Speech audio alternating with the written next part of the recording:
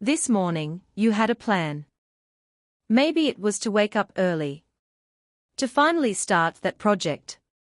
To sit down and do the thing you have been putting off for weeks.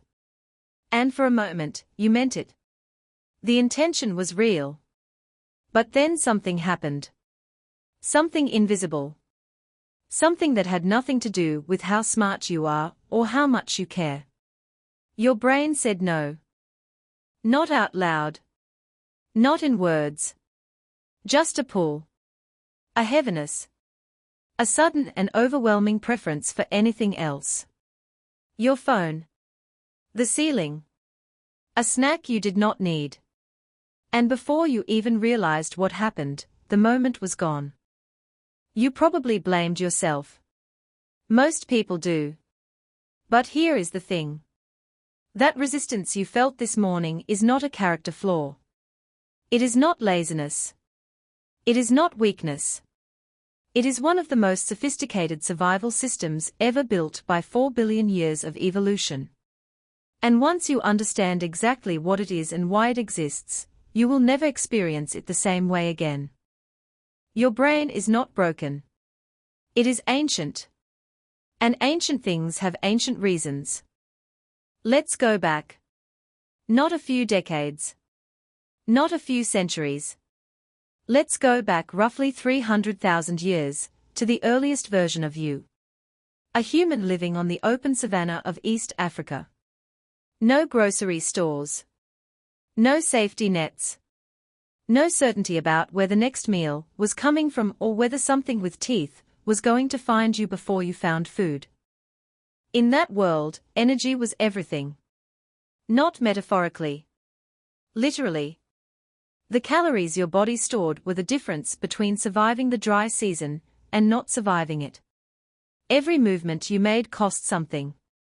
Every decision to act instead of rest was a withdrawal from a very limited account.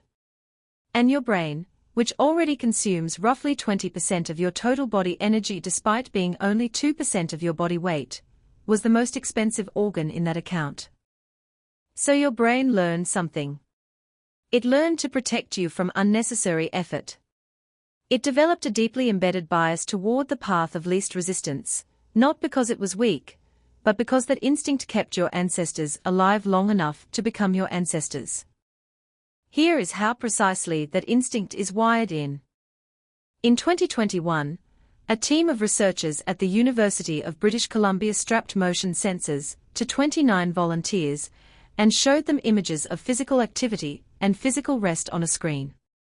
Their task was simple: push a joystick toward the images they preferred. The result was not even close. Participants consistently and rapidly pulled the joystick toward images of rest and away from images of effort. But here is the part that changes everything. When the researchers measured the brain activity underneath those choices, they found that the motor cortex, the part of the brain that controls movement, was actually firing toward the active images first. The brain's initial impulse was toward effort. But within milliseconds, a separate inhibitory signal fired and overrode it. Your brain did not start lazy. It chose rest over a preference it already had. That override is the survival system.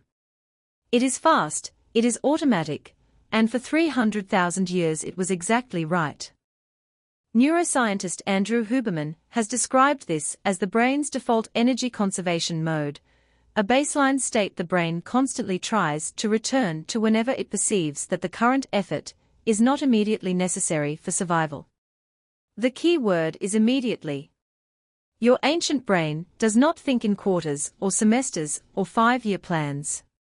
It thinks in moments. It is asking, right now, in this second, is this effort keeping me alive? Is this hard thing directly preventing something from eating me? If the answer is no, the system pulls you back toward stillness. Every time. Without apology. But the story gets more specific. And more uncomfortable.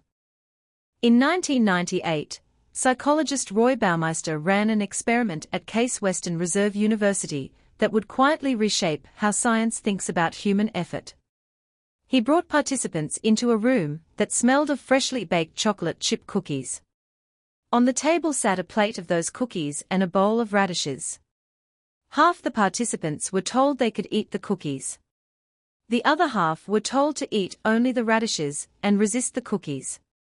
Then both groups were given an unsolvable geometry puzzle and told to work on it as long as they wanted.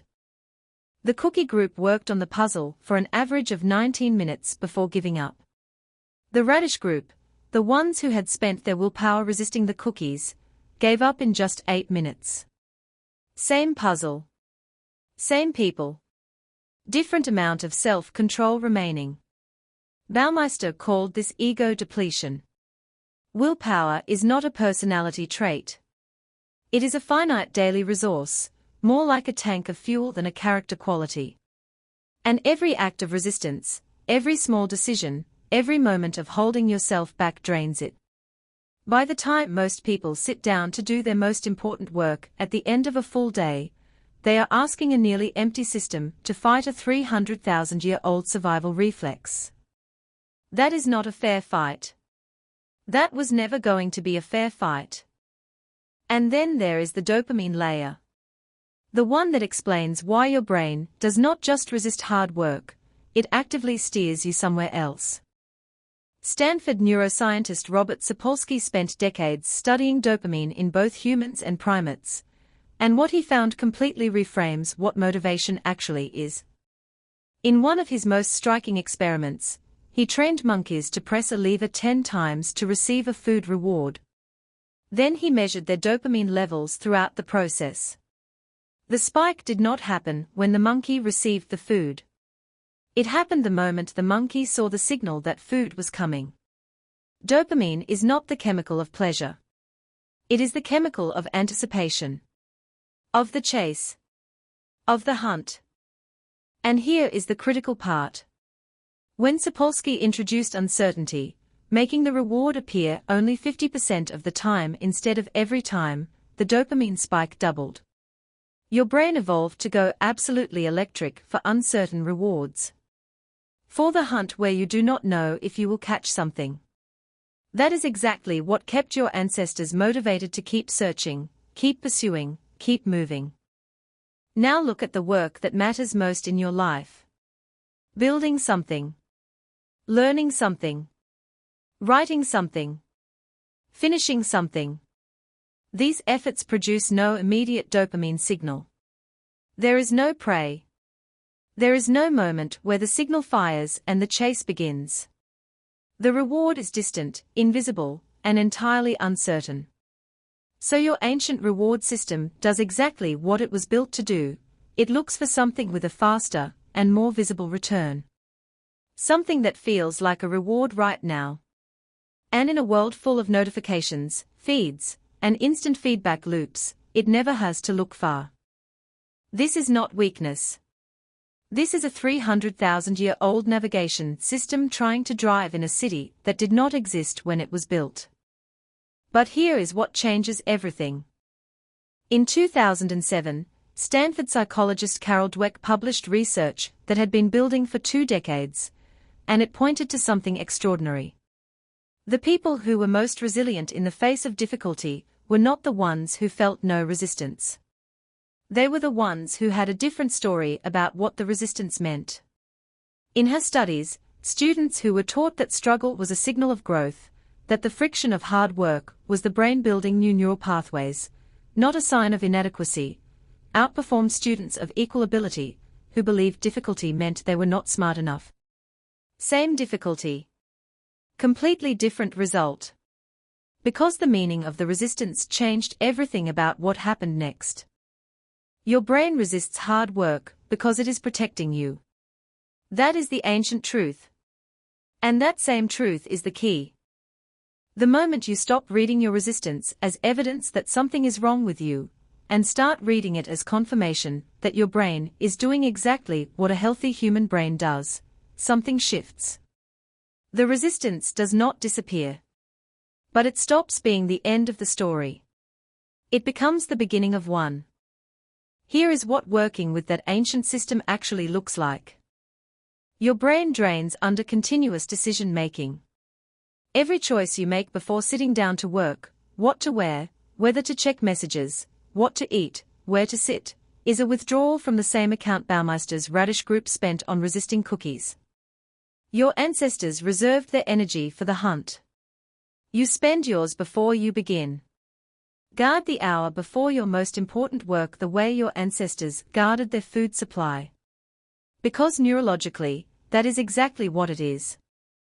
Your dopamine system needs a target it can actually see. Not the finished project 6 months from now. The next 30 minutes. Not the completed book. The next paragraph. Sapolsky's monkeys did not get a dopamine surge from imagining a meal next Tuesday. They surged the moment they saw the signal that something was coming right now. Give your brain a close target. A real one. Something it can lock onto and chase.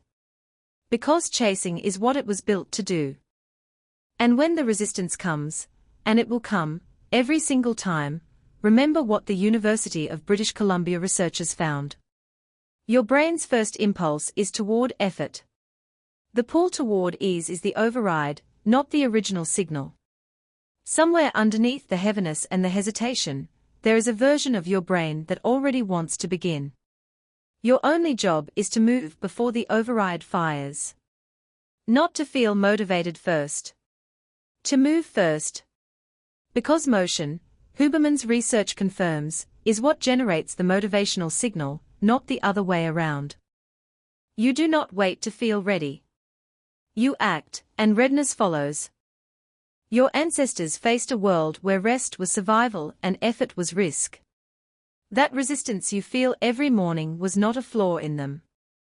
It was the reason they made it. Every single generation. For 300,000 years. And because of that resistance, because of that carefully preserved instinct to protect energy and chase immediate rewards, you are here right now, capable of something none of them ever were. You can see the system. You can name it. You can choose what to do with it. This morning, you had a plan. And something ancient pulled you away from it. That pull has a name now. It has a reason, a history, a set of researchers who spent their careers proving it is real. And knowing that does not make the work easier. But it changes what the resistance means. It means you are working with a brain that was built to survive. And survival, it turns out, was always just the beginning.